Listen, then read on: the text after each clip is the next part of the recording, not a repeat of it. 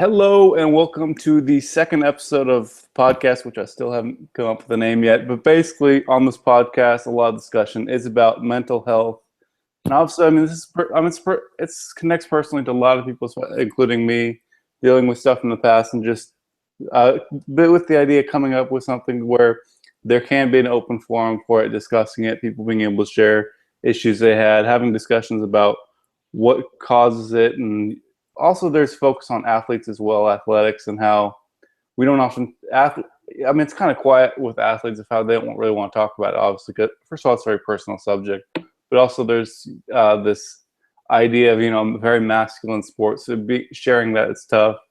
So there's so many aspects of mental health that really need to be discussed, that trying to have more guests on. And so today, and this person I'm really glad to have on, DFF_Aaron on Twitter, at El Diablo. So Aaron, how you doing today? I'm doing pretty good. How are you? I am doing well, just getting ready before more classes. So Yeah, I know that game. yeah, it's what it is, but yeah. So on today's show, we're going to mix things up. We'll not have different types of topics. In this, we're going to talk a little bit about substance abuse, the connection between that and mental health issues. And also going to talk about mental health in the NFL, how largely it goes undiscussed unless it becomes public with, for instance, substance abuse. I also want to talk about, some of Aaron's ideas to create an NFLPA program, an extensive program. So starting off, let's talk about the lack of recognition of mental health issues in the NFL, and where do you think the root of that issue comes from? Yeah, so I think regardless of what, arena or what market you're in, mental health and even seeking professional help is going to be something that's heavily stigmatized. I think, back in 2011, Brandon Marshall came out and, started openly discussing his struggles with borderline personality disorder. And despite that, you think about Brandon Marshall, he's a very iconic player in the NFL. And at the time, everything that was going on in Miami, he was in trouble with the law. And we had, a lot of these stories coming out that kind of brought that to a head. There still aren't a lot of guys that are coming out and discussing these issues. And I think you touched on it too in the beginning about, being in the NFL. A lot of it is, I think about the way they deal with, even physical issues. A lot of it is, can you be on the field or not? Right. So we don't necessarily, not that we don't care, but it's not necessarily a priority that you may have, a bone chip in your ankle or, whatever. When can you get back? How fast can you get back? And I think mental health kind of really throws a wrench into that plan, and that it's not as cut and dry. I think that, like you mentioned Brandon Marshall, like he was he was the first person to really step out, and because it doesn't happen often, like just with Martavis Bryant. This goes back to marijuana. People, when he was suspended for the year, the immediate reaction was, he can't give this step up. What's wrong with him? Like, dude, just put it away. And then we learned that he's dealing with depression, and people are like, oh, well, and it's just, that's kind of why it's important to have this discussion, because so many athletes are going through these things. There's the physical stuff they're going through, as you mentioned, just the mentality of where tape it up and get back on the field. Otherwise, we'll put someone else in your job. But then there's a mental aspect, which obviously isn't talked about often. So it's just, and that's the one thing I think some try to understand, is they see these athletes as more like machines, or I don't know. But it's just, these are real people going through real stuff. Yeah, absolutely. I do think it's interesting. You touched on, I have a few things I wanted to mention. You touched on, the public reaction to Martavis Bryant, right? And I think we get inundated, and even last night, the Josh Gordon news, right? He, what was it? 36 nanograms milliliter to the 35 threshold for the NFL. And I'm starting to see, Josh Gordon's a low life. He has I saw no work ethic. The popular character concern, but with Martavis Bryant, I remember the, thug being thrown around. You have all these, racially charged undertone comments that are coming out in a less aggressive way. And, it was strange to me to see that when, Martavis came out and said, I'm struggling with issues with depression, that narrative changed. As someone who works a little bit closer in this area, we're aware that substance use disorders and mental health are things that typically co-occur. A lot of people who have issues with mental health disorders suffer from substance use issues and vice versa. So I know personally I wasn't too surprised, but it was interesting to see how that dialogue changed just on Twitter, for example, when mental health got thrown in the mix, which is, at least for me, kind of a nice sign that people seem to be a little bit more cautious in how they're addressing, people who are struggling with mental health issues. But yeah. Yeah, I mean, that's definitely a positive sign, because like there's starting to be a little bit more awareness for mental health and more like understanding for that someone's going through this. It's everyone deals with it in their different ways, and you mentioned substance issues, and it's one thing we talked about a little bit earlier via DM is that until substance issues comes up, no one really ever talks about it. Like people just Yeah, absolutely. On that note, because I think sometimes in the narrative it's easy to lose sight of everything that's kind of happened before. So I took a little bit of time yesterday to just go back and review a few of the more like prominent players, outspoken issues with mental health issues, and so specifically Brandon Marshall and Arian Foster.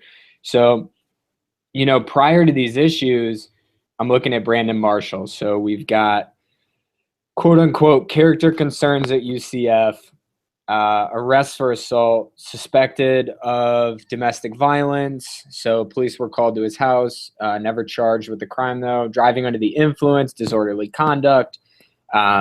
Not that it's necessarily relevant, but I know he was present in the tragic fatal shooting of his teammate back in, I believe it was briefly before 2010. And then with Arian Foster in his interview, he had discussed reportedly, really struggling with these issues surrounding his mental health, and he was heavily drinking, and he described it as self-medicating. But,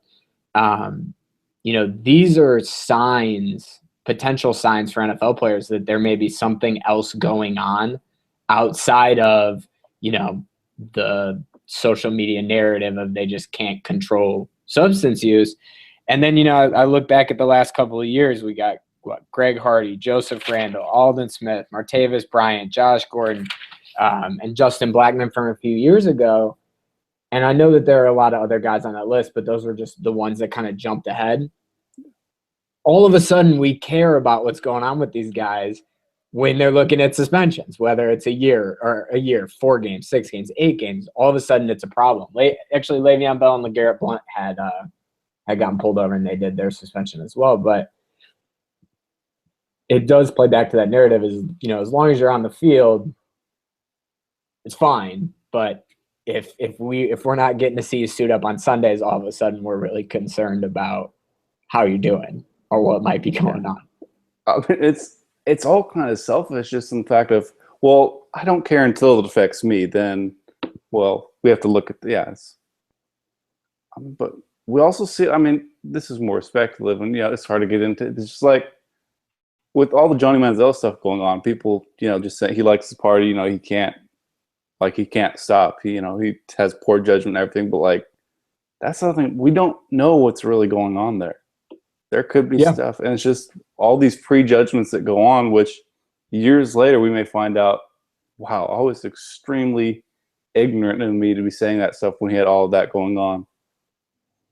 Yeah, absolutely. And I do notice, I think with substance use and with mental health as well, so many people have experiences with those things in different capacities. I think in a lot of ways, we all have a friend or a family member or a family member of a friend, et cetera, where we have some level of experience. And I think it's common, it's very much human nature to just take that experience and project it to all other instances of substance use or mental health. I think it's just really important that people consider those things, and that, there are so many things that we don't necessarily know outside of what we're seeing in the media. With Menzel, it's, he's out drinking, and I think people assume because he's from money that, he's just being an ass. Yeah. And that's kind of one of the big things, which I think hopefully it can lead to change, and it's just bringing more awareness and like more perspective and understanding what different people are going through. So there aren't these prejudgments people have, and just, I don't know, maybe enlightening people and just, yeah, I don't know. It's just shedding a light so more people are understanding and not showing judgment. Yeah. And then going on, let's see, pull up. So, and I mean, one thing I think we have to is just we've shared is the link between substance use and mental health issues. I think really it's, I don't know, means of coping and dealing with it. I mean, and this connects to, the idea of masculinity. If you talk about it, that's maybe seen as weak. Right. So you have to keep it in. So you're not allowed to talk about it and let it out. So you cope with it in other ways with self-medication, whether it's drinking or some other type of substance. Yeah. I think, I'm thinking about, the coping and, being able to use, particularly in the NFL, being able to use marijuana or alcohol as a means to kind of check out from that. I think it's easy to forget sometimes how much pressure these guys are under just in terms of their performance, and it seems like everything that they do is under such scrutiny. I'm focusing on the extreme examples because they're the ones that come to mind. But Richard Sherman, after the Michael Crabtree pass defense, the deflection that ended up taking him to the Super Bowl, they get him on the field right at we want our football players to be tough. We want guys that exemplify these aggressive qualities and this almost this like kill or be killed mentality on the field. And then you get him on camera like 30 seconds after that, and he's yelling and he's speaking in that exactly what you would expect. And I think two people who have played sports before understand that there's always a level of that on the field, regardless of what level I think you're at.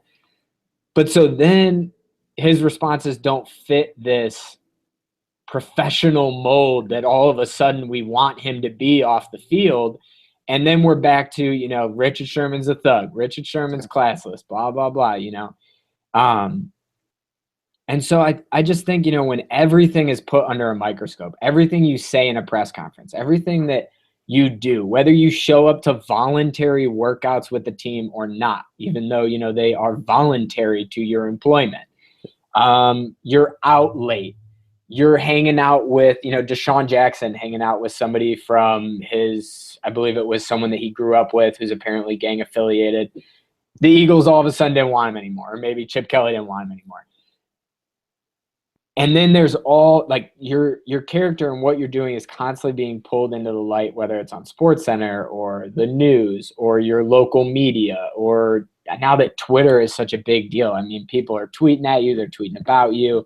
We're having dialogues about these guys' character when no one has really interacted with these people. And that to me is usually overlooked, and I definitely think needs to be included in this conversation for why, coping methods need to be, these guys need to have ways to cope with this stuff because it's not going to change. I mean, so many things you mentioned, like the pressure that, there's so many, this goes back to judgment. People say maybe, someone is partying too much and they're like, oh, that's just complete. But this is a 21, 22-year-old player who has so much pressure, and he's just looking for some type of release, and he's being pulled in every which way with so many people around him trying to take him somewhere. And it's just, if I'm in that situation, it would be nearly impossible to not get pulled into that. And it's just, you're trying to cope, and it's just so many different things going on. It's just, the pressure would just be unbearable. Yeah. And, not to completely like monopolize that dialogue with, issues with struggling with coping, but too, you hit it on the head with age. These guys are 20, 21, 25. These are young guys with money who are in a lot of ways icons to, I don't know what the viewership of the NFL is, but these guys are big time celebrities when they go out. Like, why, if you're Johnny Manziel, why I think it's easier to say that you wouldn't get involved in any of that stuff and that you'd have, you'd be more focused if you were him as opposed to, being out. Obviously, I think with him it's a little bit more of an issue, but just in general, I don't know. It just seems like an unrealistic expectation that these guys are going to be choir boys on the weekends, especially in the off season. Yeah, I mean, it's like one of the things that, and I want to get into media, but it's just one of the things you see is like there's times now where it's just they're waiting for people to have that slip up so they can jump on it and have a story. Whether it was Camden interview post game, Richard Sherman's interview post game, any little thing that goes on, they want to be there so they can write about it and say, this is where that person screwed up. They're a thug. They're this and that. It's just, it's frustrating to see that from so-called professional industry. Yeah. And it's such a large industry, which is why you have all these media guys and, Skip Bayless and Stephen A. and everybody else on ESPN are there talking about it. But yeah, it's just, I think it's a level of pressure and focus that I don't know how many people can really relate to that. I know that I definitely can't. And the other thing, man, this is side, but like there's so much emotion involved in all of this, and yet with fans and again some of the media, it's like they want emotion, but only certain emotion at a certain time. If it gets past 1 second after the game, you're still showing emotion, or there's certain situation in the game where you're showing emotion, and it's not the right emotion for them, they're going to be all over you for it. Yes. And it's again, and it just ties into how people expectations of athletes. They more expect them to be like robots who operate in one single way without anything attached than actual people, and it's frustrating.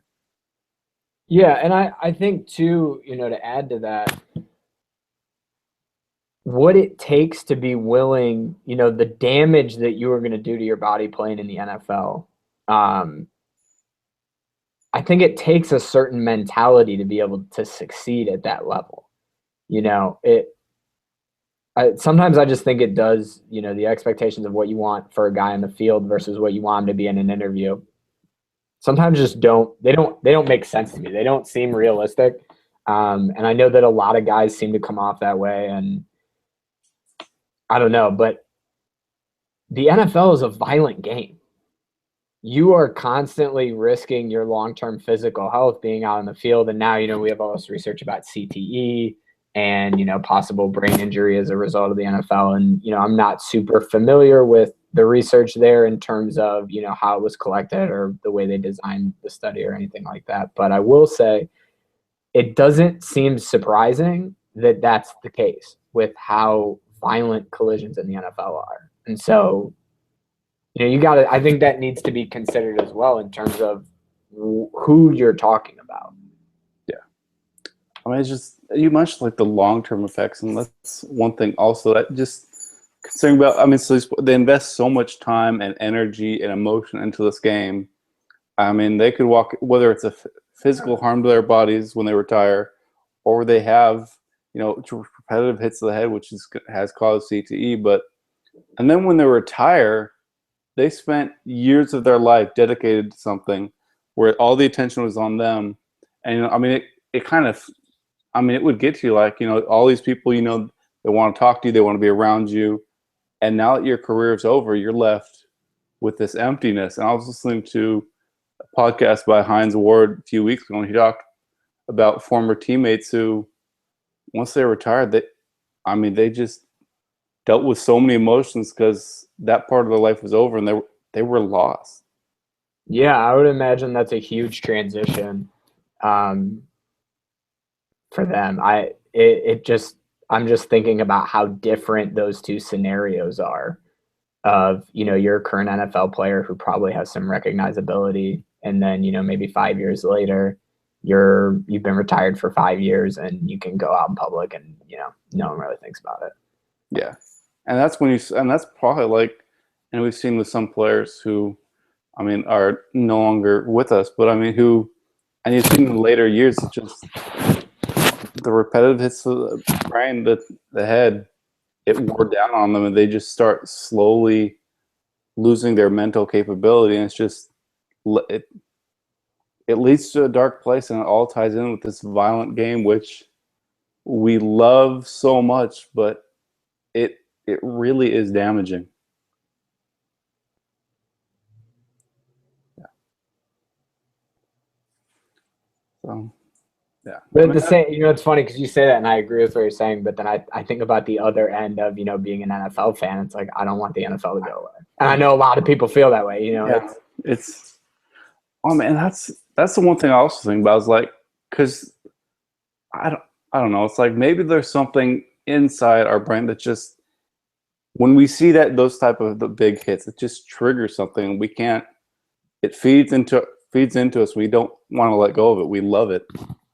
Yeah. And it's just how do you? Yeah. Yeah. Actually, yeah. So actually, let me pause this real quick so I can stop, and I'll be right back. Yeah. Sure.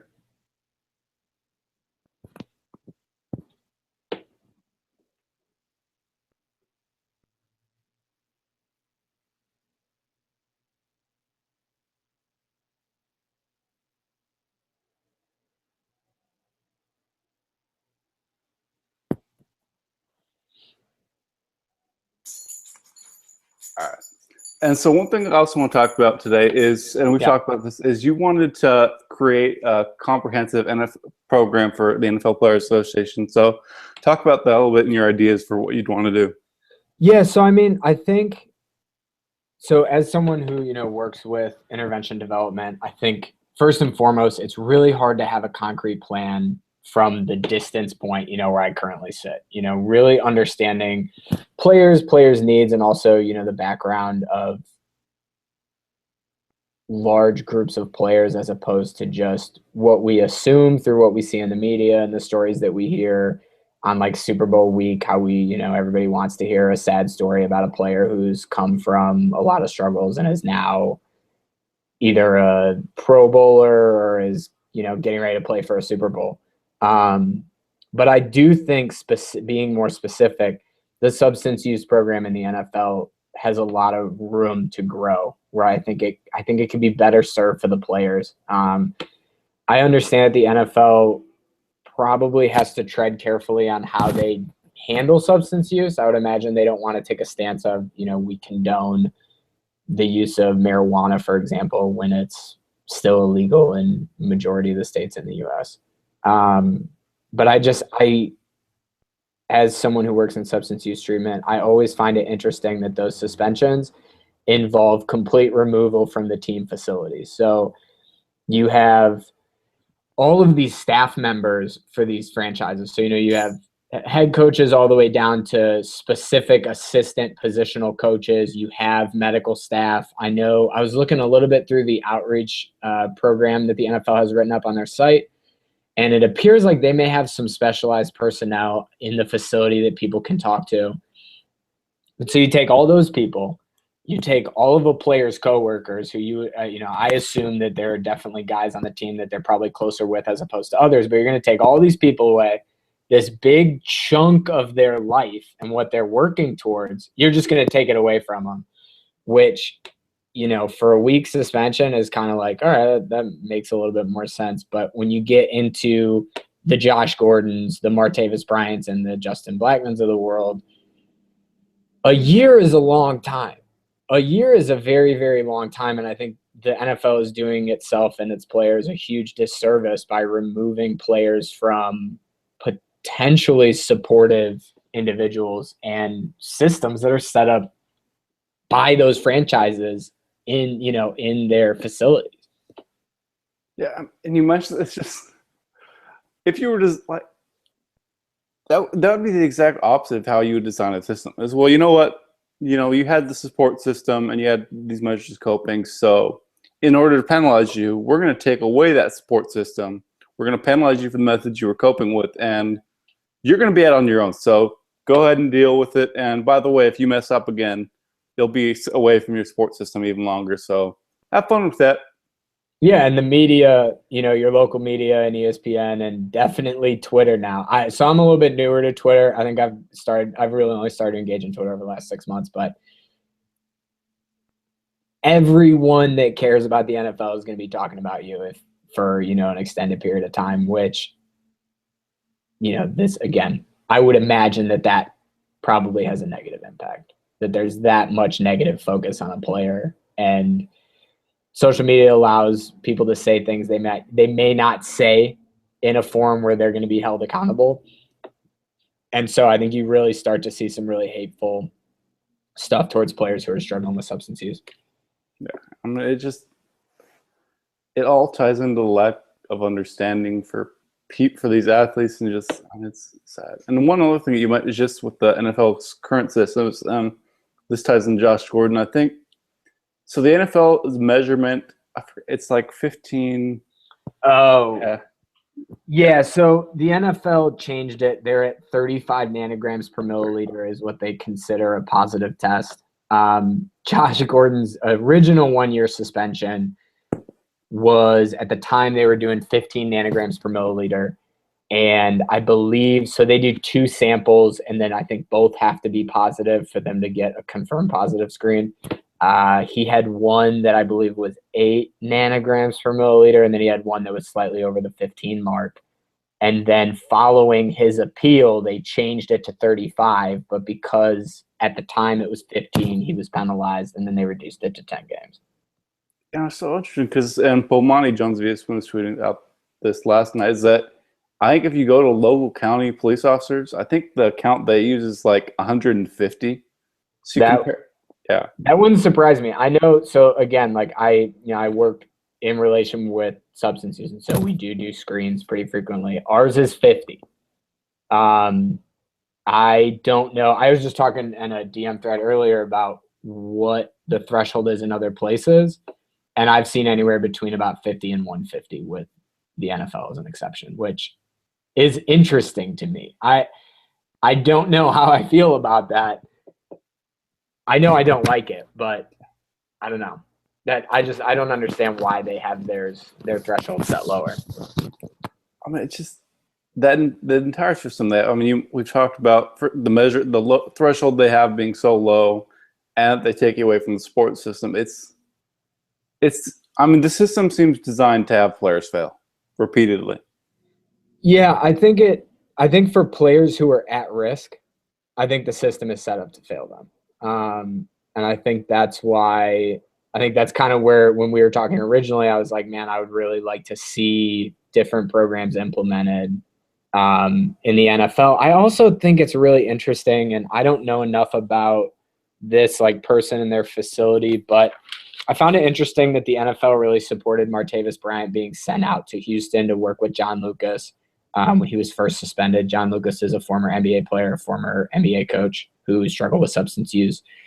I don't know what his like more formal training is in terms of that stuff. I know that the Raiders brought him on to be Jamarcus Russell's life coach in like 2006, I think. I don't remember the exact year, but again, and I guess I didn't want to talk too much about research stuff, but research is showing that for substance use, you are better off in terms of treatment working with the individual who has substance use as well as the other people that are in their system. So typically that's family members or children, or at least I know that's the case in like the family intervention world.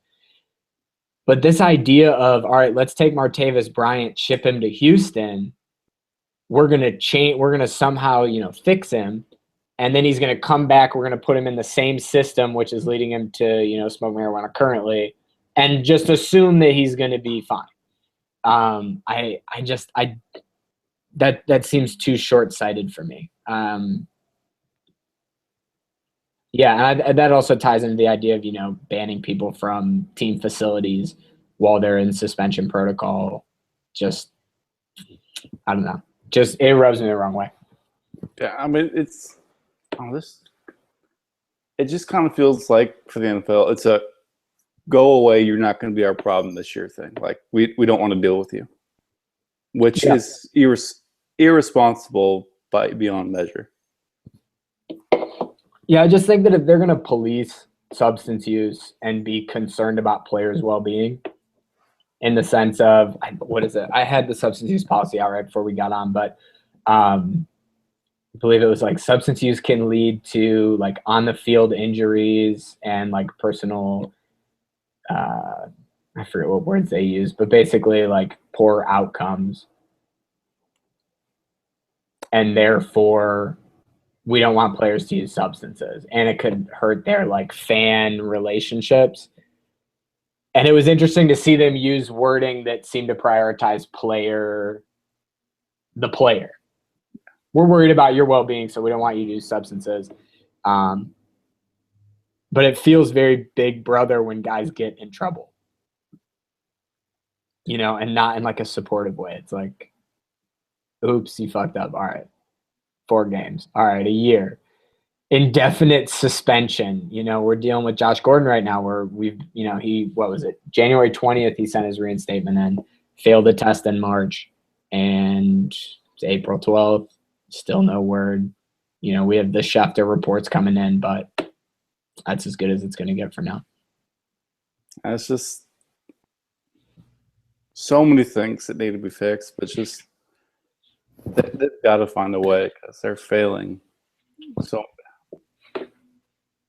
it's disappointing that they have and again, just so many young men whose lives they could help, and they're just not doing it. They're using a system that, as we said, is those at risk. It's designed for them to fail. Yeah. And then they're going to be out of the NFL and still have the issues, and then we lose sight of them. We never hear from them again, and it's sad. Yeah, I mean, I'd be curious to know what Justin Blackmon's doing these days. But who knows? Yeah. And I do want to say, so we will wrap up here. So I do want to thank everyone for listening. And where can everyone follow you on Twitter so we can get you more followers and you can do more tweeting? That would be great. You can follow me at El Tayablo. So it's EL_TAYABLO.